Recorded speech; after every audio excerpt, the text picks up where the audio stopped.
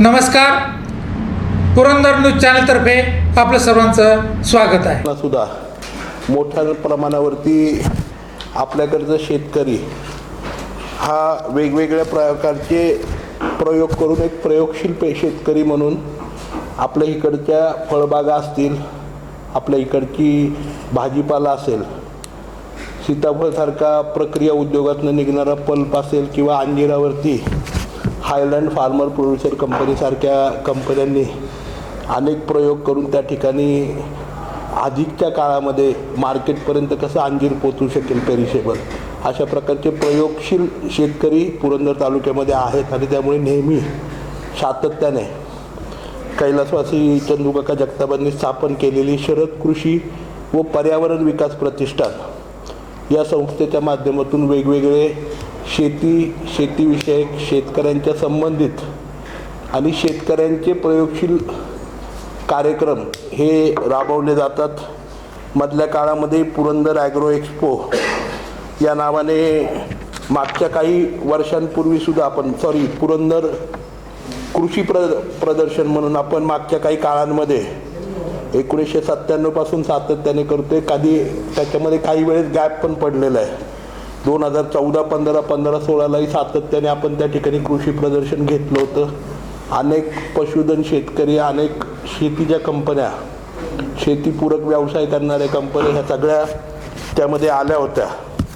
आणि आत्ताच्या काळातसुद्धा खरं म्हणजे ॲग्रो एक्सपोची आवश्यकता ही मोठ्या प्रमाणावरती तुम्ही बघितलं असेल. पुण्यामध्ये, बारामतीला वेगवेगळे ॲग्रो एक्सपो त्या ठिकाणी होतात आणि त्याच्या माध्यमातून शेतकऱ्याला नवीन प्रयोग इतर जिल्ह्यांमध्ये, इतर राज्यातल्या इतर भागांमध्ये किंवा शेतीमध्ये जे काही नवीन प्रयोग चालले त्याची माहिती मिळते. आणि तोच संदर्भ धरून शरद कृषी विकास पर्यावरण प्रतिष्ठानच्या माध्यमातून सर्व अध्यक्ष आणि आमच्या संचालक मंडळाने निर्णय घेतला की यावर्षी agro expo 2026, Purandar agro expo 2026 ह्या सर्वसामान्य शेतकऱ्यांच्यासाठी आधुनिक उच्च तंत्रज्ञान, शेती उत्पादकता वाढवण्यासाठी, त्याचप्रमाणे पशुधन वाढवण्यासाठी, शेतीपूरक व्यवसायांच्यासाठी, त्याचबरोबर शेतीशी संबंधित जे प्रोसेसिंगचे व्यवसाय आहेत, म्हणजे जे आपण उत्पादन करतो ते केवळ कच्चं उत्पादन बाजारपेठेपर्यंत न नेता त्याच्यावरती प्रोसेस करून, त्याच्यामध्ये पॅकिंग करून ते डायरेक्ट मार्केटपर्यंत पोचवणं किंवा रिटेलरपर्यंत पोचवणं किंवा ग्राहकापर्यंत कसं पोचवता येईल ह्याच्याबद्दलचं मार्गदर्शन आणि सहकार्य शेतकऱ्याला मिळावं याच्यासाठी आम्ही इनिशिएटिव्ह घेतो आहे. तुम्हाला माहिती असेल 2014-15 सालीसुद्धा तालुक्याच्या कृषी खात्याशी त्या ठिकाणी सातत्याने फॉलोअप घेऊन या ठिकाणी कृषी अधिकारी, आदरणीय माजी कृषी अधिकारी गरुड साहेब पण आहेत, त्यांनाही त्याची कल्पना आहे की सातत्याने आपण सीताफळाच्या बाबतीमध्ये किंवा अंजिराच्या बाबतीमध्ये तो फॉलोअप घेत होतो. 2018ला आपल्याला जिओ टॅगिंग अंजिराच्या बाबतीमध्ये त्या ठिकाणी मिळालं. 2020ला पुरंदर तालुका कृषी अधिकाऱ्यांच्या वतीने आणि आपण कृषी क्षेत्राच्या वतीने त्या ठिकाणी जसं बीडला सीताफळाच्या बाबतीमध्ये जिओ टॅगिंग मिळाले तशा प्रकारचं पुरंदरच्याही उत्पन्नाला मिळावं याच्यासाठी सुद्धा शरद कृषी विकास प्रतिष्ठान सातत्याने फॉलोअप त्या ठिकाणी करतं आहे. 2013-14ला कोल्ड स्टोरेज असेल, या कोल्ड स्टोरेजसाठी सुद्धा जिथे कृषी प्राधान्याने कृषी उत्पादन ठेवलं जातं त्या कोल्ड स्टोरेजला सुद्धा प्राधान्यक्रमाने पुरंदर मिल्कने सुरू करावं याच्यासाठी सुद्धा शरद कृषीने इनिशिएटिव्ह घेतलेलं होतं.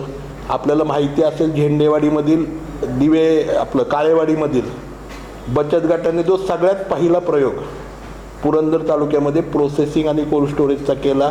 कृषी खात्याच्या माध्यमातून कुठलीही बँक पाठीशी उभी नसताना, म्हणजे इव्हन नॅशनलाइज बँका आणि DCC बँकसुद्धा त्या ठिकाणी सर्वसामान्य शेतकऱ्यांच्या बचत गटाला कर्ज उपलब्ध करून देत नसताना सोपान काका सहकारी बँकेला शरद कृषी विकास प्रतिष्ठानच्या माध्यमातून आम्ही इनिशिएट केलं.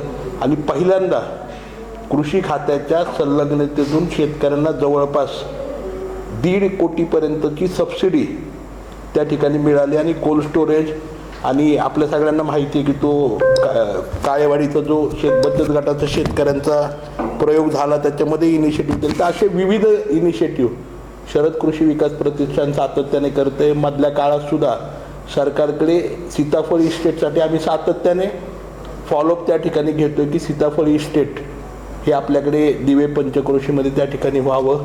अशा प्रकारे शेतीपूरक व्यवसायांचा पुढाकार, त्याचबरोबर फलोत्पादनामध्ये पुढाकार, त्याचबरोबर पशुधन वाढावं आपल्याकडे, याच्यासाठी पुढाकार, हाच उद्देश डोळ्यासमोर ठेवून पुरंदर ॲग्रो एक्सपोची सुरुवात आम्ही करतोय. याच्यामध्ये कृषी यांत्रिक जे उत्पादक आहेत त्या अनेक कंपन्या, आमची खात्री आहे की या सगळ्या एक्सपोमध्ये सहभागी होतील आणि शेतकऱ्यांनाही त्याची मदत त्यांच्या शेतीपूरक व्यवसायांच्यासाठी होईल. त्याचबरोबर बियाणं, रासायनिक, जैविक, कीटकनाशकं, बुरशी ह्यासारख्या बहुराष्ट्रीय कंपन्यांनाही आम्ही निमंत्रित करतोय की ज्या या कृषी प्रदर्शनामध्ये त्या ठिकाणी सहभागी होतील.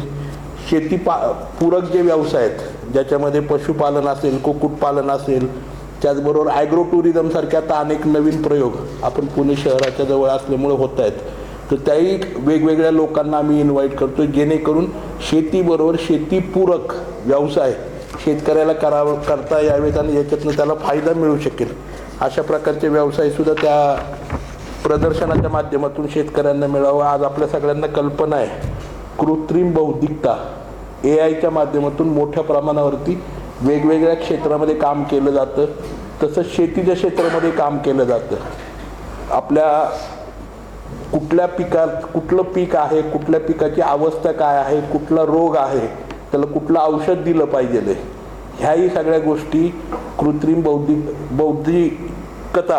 बौद्धिकताच ना AI म्हणतो मोठ्या फॉर्ममध्ये, AIच्या माध्यमातून आज सहजासहजी सर्वसामान्य शेतकऱ्याला उपलब्ध होऊ शकतं. आज तुम्हाला माहिती आहे भारतीय जनता पक्षाच्या माध्यमातून आपण आदरणीय देवेंद्रजींनी एक अभिनव उपक्रम शेतकऱ्यांसाठी केला आणि गेली 3-4 वर्षामध्ये मोठ्या प्रमाणातील महसूल याच्यामध्ये सुद्धा आपल्या पिकाची नोंदणी ही शेतकरी स्वतःच्या शेतात स्वतःच्या मोबाईलमधनं करू शकतो.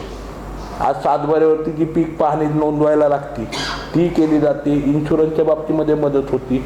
त्याचबरोबर शेतकऱ्याला आता येणाऱ्या काळामध्ये हवामान खातं हेही आता मला वाटते भारताचं आणि महाराष्ट्राचं परिपूर्ण झालं आहे की योग्य दिशा शेतकऱ्यांना काय येते त्याच्याबद्दल त्याच्या माध्यमातून शेतकऱ्याची उत्पादकता कशी वाढेल याच्यासाठी AIच्या माध्यमातून काय काय सपोर्टिव्ह गोष्टी आता उपलब्ध आहे शेतकऱ्यांना, हेही खरं म्हणजे ह्याच्या माध्यमातून कळणार आहे. आणि केवळ एवढंच नाही तर आता मला गरुड सरांनी सांगितलं की फळबाग व्यवस्थापन असेल ज्याच्यामध्ये सीताफळ, अंजीर, डाळिंब, त्याचबरोबर फुलशेती, पशुसंवर्धन, त्याचे रोग, त्याचा आहार कुठला पशूंना द्यावा, ते ऊसाच्या बाबतीमध्ये जास्तीत जास्त उत्पादन कसं वाढवता यावं, AIचा वापर कुठे कुठे आपल्याला शेतीमध्ये करता येईल, सेंद्रिय शेतीचं व्यवस्थापन कसं करावं, सेंद्रिय शेतीच्या माध्यमातून कशा प्रकारे उत्पादन वाढवावं, सेंद्रिय शेतीचा जो उत्पादन होतं ते कुठल्या मार्केटमध्ये पोचवावं, ह्या सगळ्या गोष्टी, माती परीक्षणाचं व्यवस्थापन स्वतः कसं करावं, ह्या वेगवेगळ्या जे विषय आहेत हे विषय घेऊन अनेक व्याख्याते सुद्धा, म्हणजे आम्ही अशी संकल्पना करतो की शुक्रवार, शनिवार, रविवार, सोमवार असे 4 दिवस हे संपूर्ण प्रदर्शन त्या ठिकाणी ॲग्रो एक्सपो असणार आहे. त्यावेळेस वेगवेगळे व्याख्याते शेतकऱ्यांना वेगवेगळ्या विषयावरती मार्गदर्शन करण्यासाठी सुद्धा त्या ठिकाणी उपस्थित राहणार आहेत. त्यामुळे आपल्या सर्व प्रिंट मीडिया असेल, आपले चॅनल्स असतील, याच्या माध्यमातून एकच नम्रपणे विनंती की शेतकऱ्यांच्यापर्यंत हे गोष्टी पोचवाव्यात की सर्वसामान्य शेतकऱ्यांच्यासाठी त्यांच्या शेतीतील प्रयोगासाठी, त्यांची उत्पादकता वाढवण्यासाठी, नाविन्यपूर्ण गोष्टी आत्मसात करण्यासाठी आणि शेतकऱ्याची उंची वाढवण्यासाठी जे जे काही शक्य आहे, नवीन ठिबक सिंचनमधले प्रयोग असतील, शेतीसाठीचे प्रयोग असतील, ह्या सगळ्या गोष्टींची परिपूर्ण माहिती आणि आता प्रत्यक्षामध्ये वर्तमान काळामध्ये AI पासून नवीन नवीन टेक्नॉलॉजी काय आली ही सगळी परिपूर्ण माहिती मिळण्यासाठी सर्व शेतकरी बांधवांनी आपल्या वेळेमध्ये 1 मे 2026 ते 4 मे म्हणजे शुक्रवार 1 मे 2026ला आपण आपल्या ॲग्रो एक्सपोची सुरुवात करतोय आणि 4 मे 2026 पर्यंत हा राहणार आहे आणि याच्या माध्यमातून वेगवेगळे मार्गदर्शनपर शिबिर राहणार आहेत.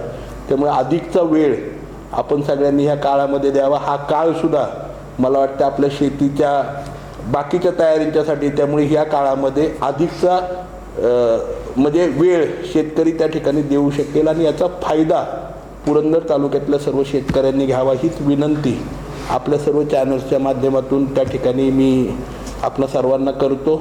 आणि माझे सर्व सहकारी या ठिकाणी आदरणीय गरुड साहेब आहेत, कोलते काके आहेत, संभाजी नाना आहेत, संजयराव आहेत, संजयराव चव्हाण आहेत, आदरणीय कामठे अण्णा आहेत, सर्वच जण आहेत. त्यात सर्वांचं या ठिकाणी पंत आहेत, गरुड सर आहेत, सगळ्यांचं या ठिकाणी मी मनापासून सगळ्यांच्या वतीने आपल्या सगळ्यांचे आपण उपस्थित राहिल्याबद्दल आभार मानतो आणि पुन्हा एकदा विनंती करतो की आपल्या माध्यमांच्या माध्यमातून जास्तीत जास्त लोकांच्यापर्यंत ही माहिती आपण पोचवावीत आणि